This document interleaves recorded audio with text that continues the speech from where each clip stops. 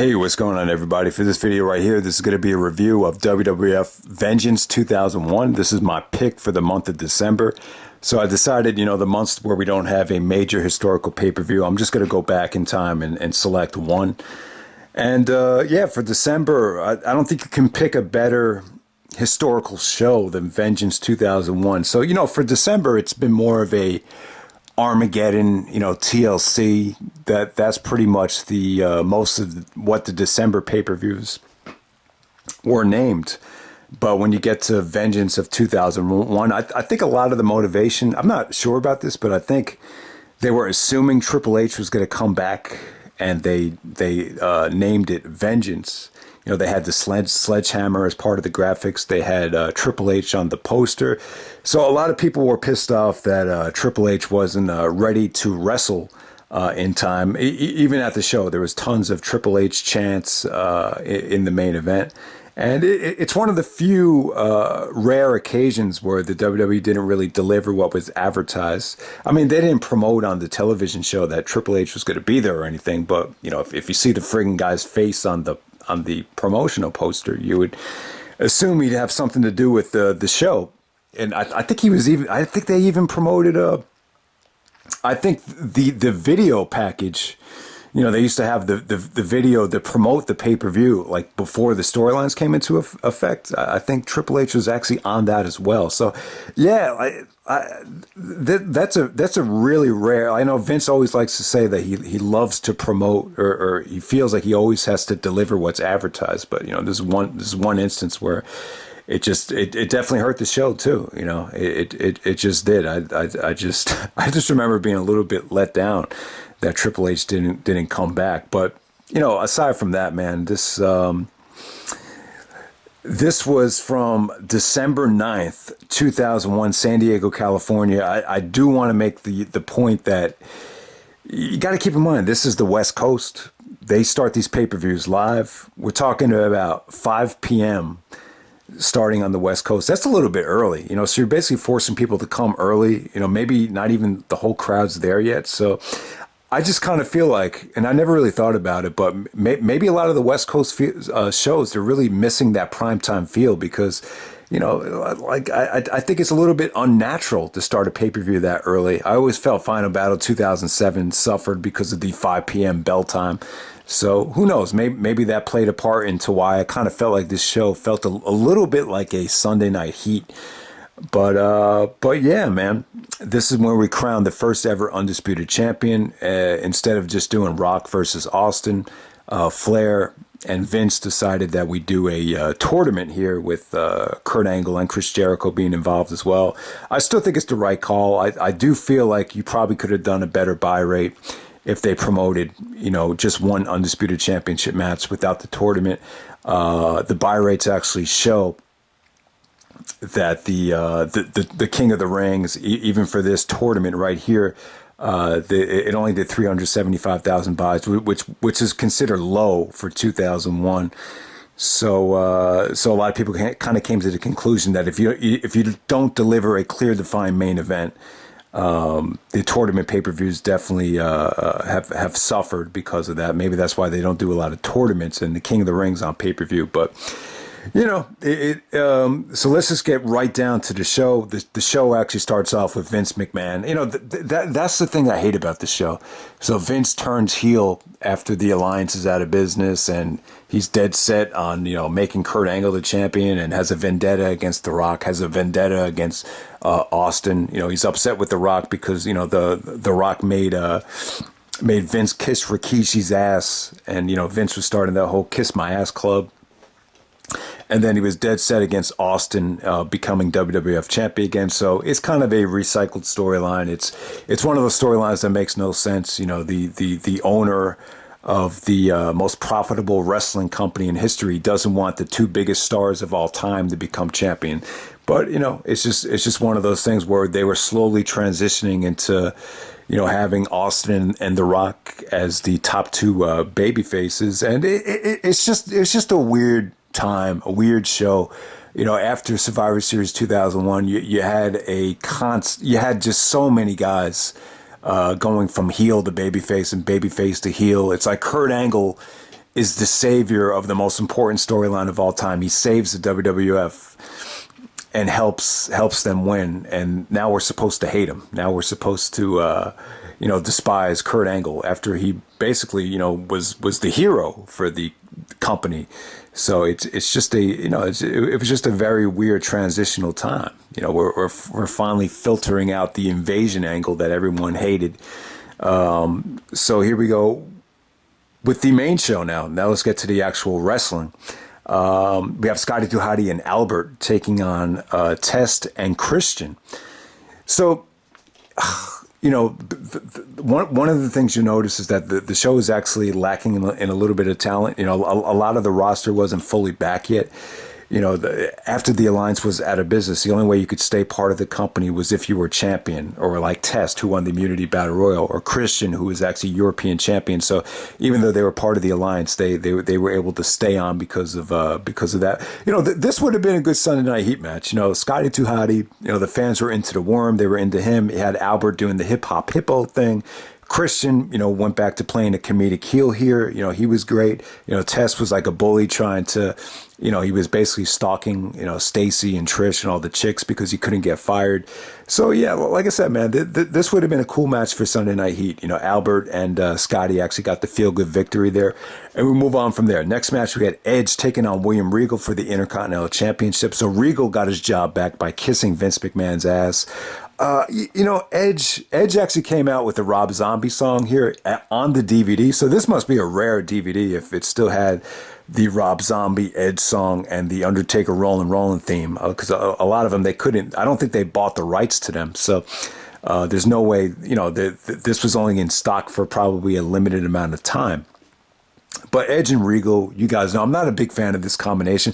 This is where I feel like Edge runs into trouble in terms of him on the, when you're comparing Edge to some of the best of all time, him and Regal is just not a good combination. So this kind of exposes Edge as a wrestler to a degree where, Brett could get an amazing match out of Regal. And obviously we've seen Benoit get the best out of Regal. I just don't feel like Edge is able to get great matches out of workers like a Regal or an A-Train, particularly in the WWE parameters. But this was kept short. Regal was actually in great shape at this time, and he got good heat. His promos were on the money.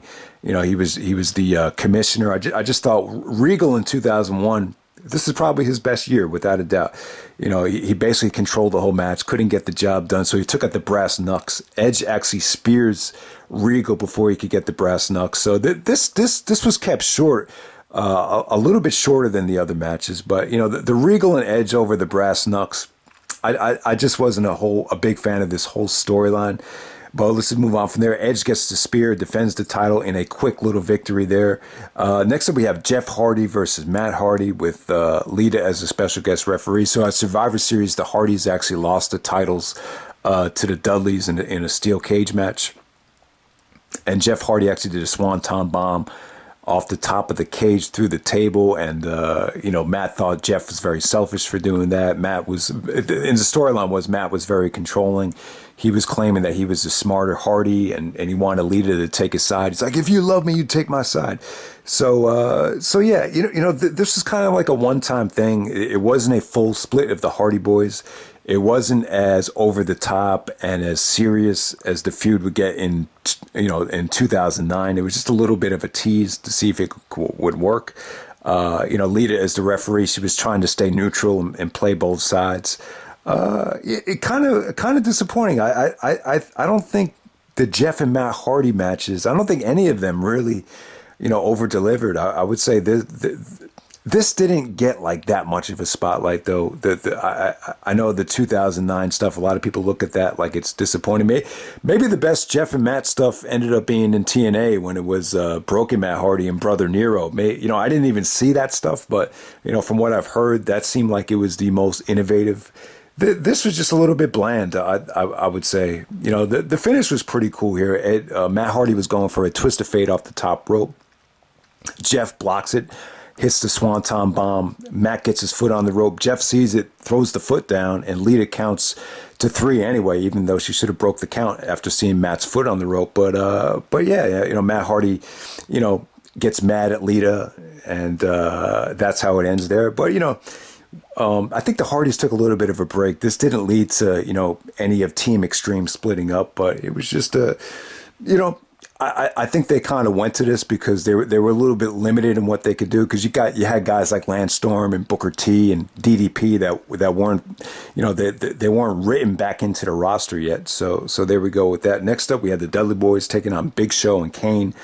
So the Dudleys are the tag team champions. Coming out there with Stacy Keibler. And yeah, Big Show and Kane just got, beaten in under 10 minutes by the Dudleys. So it really made them look strong. Basically, there was an exposed turnbuckle. Dudleys did the 3D to Big Show while the turnbuckle was exposed. That's how they got the victory. There was a part of the match where Big Show actually took off Stacy Keibler's pants and was smacking her amazing ass. So you have that going on there. But, yeah, I mean, it just kind of shows you how the tide was kind of turning in terms of the way WWF was utilizing big men. Big Show and Kane losing in under 10 minutes doesn't exactly make them look like monsters. But the Big Show's gone through a lot of ups and downs. This is just him just being a mid-carder. Which is what I enjoy Big Show in. I think most people would agree. I'd rather see Big Show in matches like this than him main eventing against Randy Orton at Survivor Series. And then, all right, so this is where the card gets a little bit better. We have the WWF Hardcore Championship match. We got Rob Van Dam defending his Hardcore title against the Undertaker. So the Undertaker just turned heel. He got involved with Jim Ross. Vince, for whatever reason, Vince wanted Jim Ross to kiss his ass. And so Undertaker comes out and he's like, JR, I just want to know, where you going to kiss his ass? And Jim Ross is like, oh, hell no, I wasn't going to kiss his ass. And then Undertaker's like, is that because you're better than me? And Jim Ross is like, what? It's like, are you better than me? So he forces Jim Ross to kiss Vince's ass, and Taker said that everybody kisses Vince's ass in one form or fashion, but nobody kissed it more than me. So that's how the Undertaker turned heel. It was great timing. He got a haircut. He came off like a badass, and he won the Hardcore title here. He beat Van Dam to finally dethrone Van Dam was Hardcore champion for a while. I guess he beat Jeff Hardy at Invasion back in July, and probably swapped it with Jeff a couple times, but the Van Dam Hardcore title. Yeah, I think Van Dam should have kept it till WrestleMania. I really think they could have, but I remember Van Dam saying that the company felt like the Hardcore title was taking away from some of the other titles, and he's right. I mean, it was really becoming a credible title. I really thought this was the best run of Van Dam's WWF career, with him as the Hardcore champion. But yeah, him and Taker, the match right here, it was funny, and this is such a historic show that this is the match that a lot of people were talking about in school. I remember my friend Lorenzo just looked at me and he said, oh man, I saw the pay-per-view last night. Did you see the Undertaker? Because Taker as a heel, he was doing like I always talked about Taker used to bite Austin with the gimmick, but he kind of bit Austin, the whole being drunk, acting like you're drunk thing. Austin did a lot of that as a heel, like he was acting like he was drunk in some of the matches. He just, you could just get away with a lot of stuff that you're not able to get away with as a heel. So I talked about it, and one guy was like, man, Van Dam finally lost a Hardcore belt. So you had people talking more about this match than the Jericho stuff, so that was a little bit weird. But yeah, the match featured them kind of just going all over the arena. Eventually, they ended up by the Vengeance Titantron, where Van Dam actually does a crossbody off the top of the balcony. That was cool. And Van Dam did the got the steel chair, did more of a the Van Daminator, not the Van Terminator, but the Van Daminator. I think he missed him, and then Taker actually. He misses the Van Daminator, and then Taker actually catches him by the throat and throws him off the ramp onto a set of tables. And that's where Taker looks like he's drunk. And then Taker pins him to become the Hardcore champion. But yeah, it was a fun match. I thought they spent too much time in the crowd. Would have liked to have seen it more in the ring. But yeah, man, Taker and Van Dam was an awesome combination. It was refreshing too. They had a match on Raw later on that year, right before Backlash, and then I think they had another match for the Undisputed title where Van Dam actually won, but Flair reversed the decision because he had the foot on the rope. There was that whole controversy about the foot on the rope type of thing where they wanted to show that Flair was a hypocrite, but that was down the road. But yeah, Undertaker's a hardcore champion. If you guys want to know, you're like, how the hell is the Undertaker ever going to lose the hardcore title? Eventually, he actually lost it to Maven. Maven actually eliminated Undertaker at the Royal Rumble, and then the Rock. They kind of used it to build the feud with the Rock going into No Way Out. So Maven's the one that ultimately beat Undertaker to win the hardcore title, and that's where the hardcore title kind of went back down to what they wanted it to be, just like a 24/7 special attraction title. But Van Dam made it like more credible than the IC title at that point. And then next up for the women's championship, we have Trish Stratus versus Jacqueline. So Trish is the women's champion. She had just shocked the world, shocked wrestling fans, and became women's champion. And she defeated Jacqueline here. And I don't know. I think this was, still a long way to go. You heard a lot of "We Want Puppies" chants. I think Jackie was a good opponent because she had experience. It was just a good way to get Trish on pay-per-view with someone that had a little bit of experience. The match didn't go too long, but it was just a good win for Trish to retain face versus face match. Nice friendly victory there. Before we get to the tournament, though, there's a lot of stuff I don't like about the show. Aside from the fact that it doesn't have a very primetime feel to it. I thought a lot of the promos just were not that good. Angle cut this over-the-top promo on Flair about how he was going to win and how he was, basically transitioning Kurt Angle to being more of a crybaby, more of a bragger type of heel. Flair kind of looked nervous throughout the whole promo. They did another awkward promo backstage between The Rock and Trish where, Rock was saying, the only thing I care about is the Undisputed title, but after the night's said and done, there's plenty of time for you to smell what The Rock is cooking. So I just wasn't a big fan of the promo. I just feel like for this night, considering how much is at stake, you just can't tease something like that. But I don't know, man. I thought some of the backstage stuff was kind of weak. To be honest with you, you had another. I thought the Jericho Flair segment was cool because that really did play out with Flair actually, awarding Jericho the Undisputed Championship. So I thought that was cool, and we can finally move on to the tournament now. So for the WWF Championship, we have Stone Cold Steve Austin taking on Kurt Angle for the WWF title. So originally, like after Survivor Series, Vince just wanted to give Angle the belt, because the alliance is out of business. Austin was still champion, but the fact is, if you were a champion, you could still stay on the roster. So Austin technically didn't lose the belt, so that would have been even worse than what happened with Bischoff giving Triple H the championship. But Flair came out and made sure it didn't happen. Then Austin came out and took the belt back from Flair, but. Yeah, Austin and Angle, man. I thought when Angle was just playing possum in the alliance, I thought it was funny though. The Austin and Angle, you think about all the funniest stuff that they did, but before the a little bit after King of the Ring, before Austin joined the alliance. You think of that stuff, but even when they were in the alliance together, when Angle was the Benedict Arnold, they still did like a lot of funny stuff together. But here, it's just weird. The transition to Kurt Angle, being a heel. It's like how are you supposed to hate this guy? I don't think a lot of the fans wanted to hate Angle. I remember the night after Survivor Series, like going into that Raw. I remember Angle got like a hero's welcome. Like they were, it definitely made sense too. Like it felt good for me. Like it didn't make me feel like an idiot. Like it's like you spent the whole summer, almost the whole year.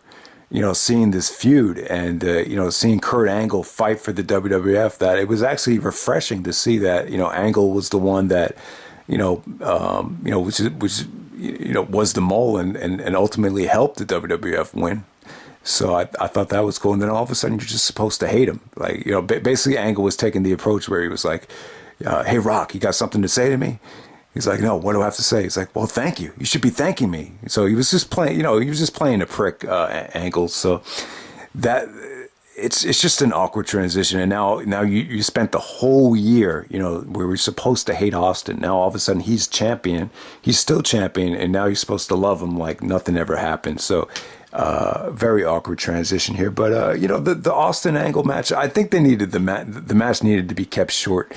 The problem I have with the match overall is, you sat through the SummerSlam match where you had Austin, delivering stunner after stunner and Angle just kicking out of everything. And here you're supposed to believe that, Angle, you're supposed to believe that Angle's going to stay down legit from one stunner. It just wasn't that believable.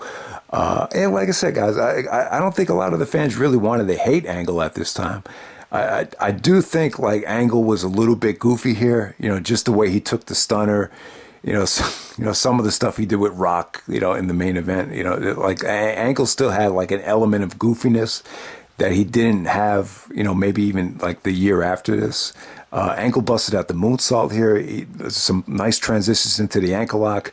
Some beautiful German suplexes. There was actually some reverse German suplexes from Austin, which did not look pretty. Like a lot of times, Angle looked like he landed on his head. And to transition into the stunner, it was a little bit goofy selling from Angle when he took the stunner, but not a bad match. I think Angle and Austin have great chemistry, but The two matches on television in 2001, the one from January and the one from October where Austin won the belt back, I thought were better than this. And obviously the SummerSlam and Unforgiven matches, they had more of a platform and they had more time than this. But this is just a nice friendly victory, to get Austin, backstage so he could rest up. To be completely honest with you, Austin was a little bit older than all these guys. Angle is 33.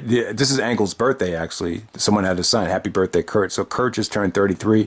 Jericho's 31. I believe The Rock's only 29. Austin's 37. So, yeah, I mean, you could definitely see, Austin just didn't have a lot of time. I mean, it's just he was just a little bit older than a lot of these guys. So to ask Austin to wrestle 2 matches in one night, it had to take its toll on him. All right, so next up we had The Rock versus Chris Jericho for the world title. This is the match of the night. I just thought Rock and Jericho had amazing chemistry. It was just these matches between Rock and Jericho. It was just fun to watch because Jericho was such an underdog, and it just like you just felt like this urge to root for him, even with Jericho as the heel here. And Rock was just in great shape at this time. There was actually, there was a people's elbow. Jericho was going for the people's elbow and Rock countered it into a sharpshooter. Then it looked like Jericho was going to reverse into the walls of Jericho. But then he puts Rock in a sharpshooter. And I don't know, man. It's got to be tough as hell to do the sharpshooter. It can't be easy because, like, no one was able to really, like, execute it like Brett did. I think Owen came close. But I'll tell you, man, the sharpshooter just never looked good to me. And it just definitely seemed like The Rock was, doing a lot of overselling in this match. So that's what hurt a little bit. But, the chemistry was still good. There was, Rock and Jericho consistently did these creative Spanish table bumps. At No Mercy, you saw the Rock bottom through the table. Here you saw a transition into the DDT from The Rock, and that came off pretty good. And, Vince got involved, though. Vince was still a little bit bitter. He didn't want to see The Rock become champion because of the whole Rikishi thing. So you have Vince trying to stop the match and everything, or stop The Rock from winning. And ultimately that led to Jericho hitting The Rock bottom and pinning The Rock. But, once again, another great match from Rock and Jericho. I mean, not as good as the No Mercy match. I think the Royal Rumble was even a little bit better. But if I had to pick match of the night, it's still between the Rock and Chris Jericho, without a doubt. And then Austin comes out without the vest and without the belt. and we have the Undisputed Championship match. You have fans cheering for Triple H. You have Vince coming down to stop Austin from winning. There was just a lot of things going on here. I will say this: the effort was great. I thought Jericho looked amazing back then. I think this was almost 20 years ago. You could definitely tell Jericho was so much better shape back then. I mean, you could tell he trained his ass off for this match. I thought he looked the best out of all four of these guys, to be honest with you. Great effort from Austin and Jericho. It's not like they didn't work hard. They did what they could. The fans cheering for Triple H. There was Triple H chants. Anytime there's a ref bump, the fans were looking down the aisle like Triple H is gonna like if Triple H was gonna come out, what the hell was he gonna do? Maybe get his revenge on Austin for calling him selfish. I don't know. I don't know what he was gonna do. Just a couple things about the match that didn't go well. There was a point where Jericho actually hit the stunner on Austin, and it just got like no reaction. Jim Ross was like, "Hey, Jericho, with the stunner? I don't know what I'm seeing here." And like no one's even looking at the ring. So like stuff like that definitely hurt the match. There was some good counters to the walls of Jericho on the Spanish announce table. Also in the ring, there was some good transitions. Even Austin actually applied the walls of Jericho, which they had to do this way.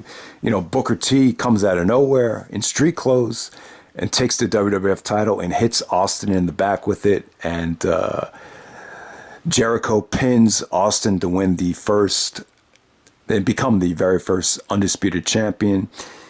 And yeah, I think just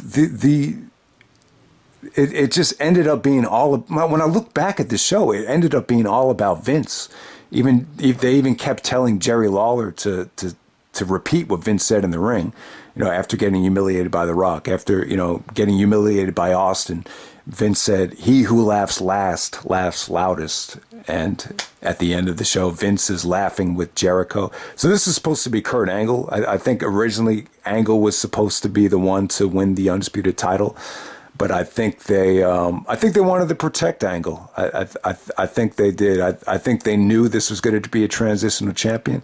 They overprotected Austin in this main event. They overprotected The Rock, and I guess they felt like the best person to drop the belt to Triple H would be Chris Jericho. Now there's this other debate that they could have done the.